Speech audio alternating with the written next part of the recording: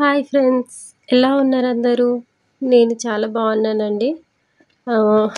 ఇవాళ వచ్చి నేను ఓన్లీ హ్యాండ్ డిజైన్ చేస్తున్నాను విత్ లేస్, సన్న లేస్ ప్లస్ క్రిస్టల్ లేస్ తోటి. ఆ సన్న లేస్ నేను ఎందుకు అట్లా మిడిల్లో పెడుతున్నానంటే యాక్చువల్లీ దానికి జాయింట్ వచ్చిందండి. అనదర్ నేను మళ్ళీ నెట్టెడ్, యాక్చువల్లీ ఇది నెట్టెడ్ హ్యాండ్స్ అనమాట, నెట్టెడ్ క్లాత్ బ్లౌజ్.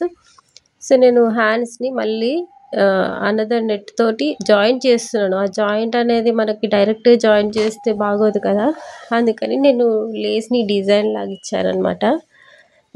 లేస్ని యాడ్ చేసి తర్వాత నెక్స్ట్ కింద వచ్చి నేను క్రిస్టల్ లేస్ ఉంది కదా, ఆ లేస్ని కింద యాడ్ చేస్తున్నాను. అది వచ్చి నెట్టెడ్ అండి లేస్ కూడా. కాబట్టి ఫస్ట్ నేను లైనింగ్ మీద ఒక స్టిచ్ వేసుకున్నా, స్లోగా లైనింగ్ మీద ఒక స్టిచ్ వేసి తర్వాత పైనుంచి మన నెట్టెడ్ క్లాత్ తోటి మళ్ళీ పైనుంచి ఒక స్టిచ్ వేసుకున్నాను అనమాట. పైనుంచి ఇంకొక స్టిచ్ వేసుకోండి అలాగా. సో ఇది నెట్టెడ్ క్లాత్ కదా, మనకి బ్లౌజ్ పీస్ మెజర్మెంట్ పెద్దది ఇవ్వరు కదా, చిన్న క్లాతే ఇస్తారు కాబట్టి అన్ని జాయింట్స్ వచ్చినాయి అనమాట. ఆ జాయింట్ని మనం డిజైన్ చేయడం కోసమని నేను లేసెస్ని, దానికి కాంబినేషన్ ఉన్న లేసెస్ని యాడ్ చేసినాను. ఎలా ఉందండి నా డిజైన్, నా వర్క్ ఎలా ఉంది?